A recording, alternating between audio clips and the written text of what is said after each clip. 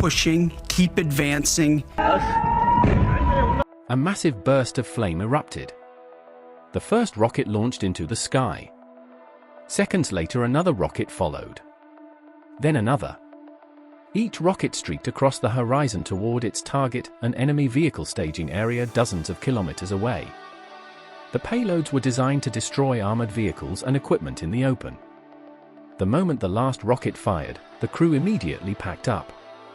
HIMARS units are designed to move quickly. Within moments, the launcher returned to travel position. The truck accelerated away from the firing location. Eyes in the sky. Nearby, an American reconnaissance team prepared a surveillance drone.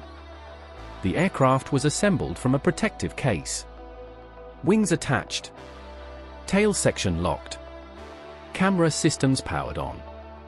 The operators monitored everything from a portable ground control station. Batteries inserted. Motor tested. Within seconds, the drone launched into the air. Climbing rapidly, it turned toward its surveillance zone. On the control screen, a live video feed appeared. The drone scanned the terrain below. Ridgelines. Roads. Dry riverbeds. Open desert.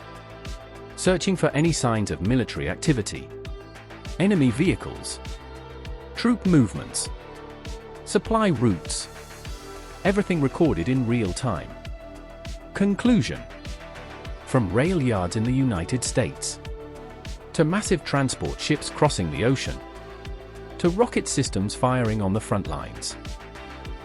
This operation demonstrated the incredible scale and coordination of modern military logistics. Moving an army across the world requires not only soldiers, but planning, technology, and teamwork on a massive scale. And behind every vehicle, every helicopter, and every rocket system are thousands of men and women working together to complete the mission. If you enjoyed this documentary update, please support the channel.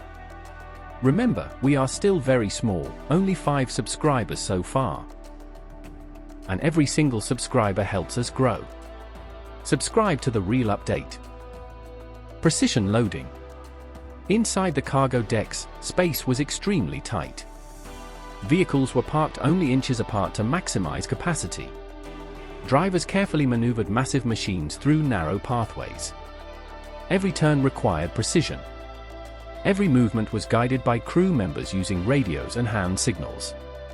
Because one small mistake could cause a 70-ton tank to collide with another vehicle. The loading schedule allowed only 3 days. That meant crews worked day and night. No breaks. No pauses.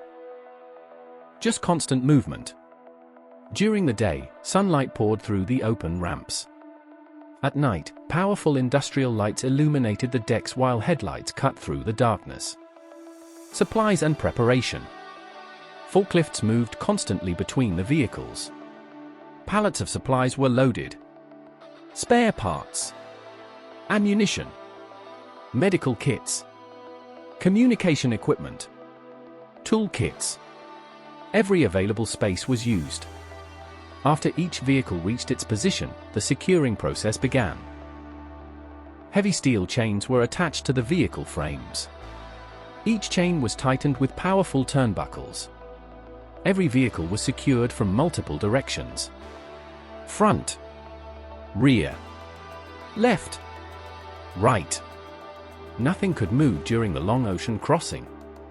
The departure. After 3 intense days, the ships were finally ready.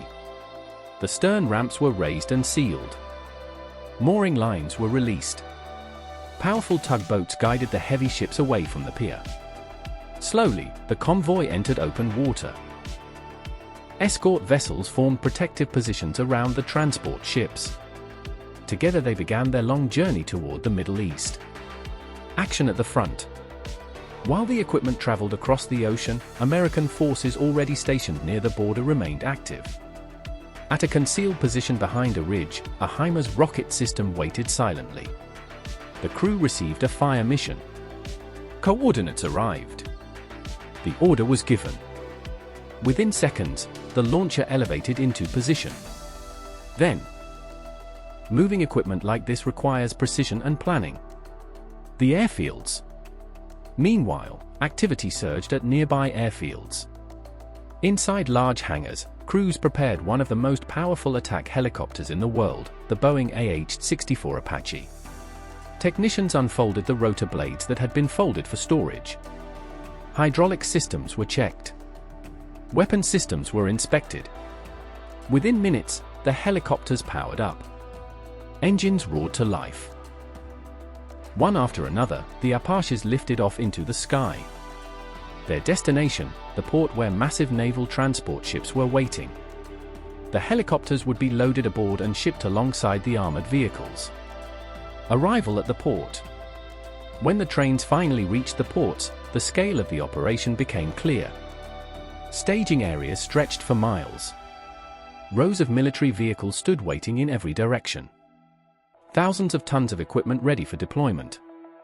There were jeeps and light utility vehicles for transporting personnel, rocket launcher systems, fuel trucks, light armored vehicles, heavy logistics trucks, engineering machinery, and of course, the powerful Abrams tanks and Bradley fighting vehicles.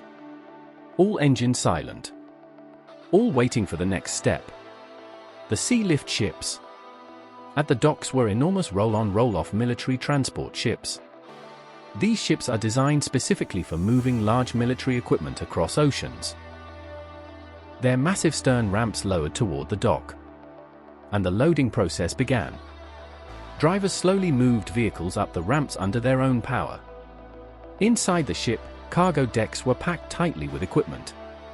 Every vehicle had an assigned position based on its weight, size, and unloading priority.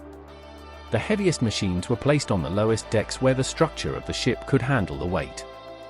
Lighter vehicles were placed above. Everything was planned before the first vehicle even moved.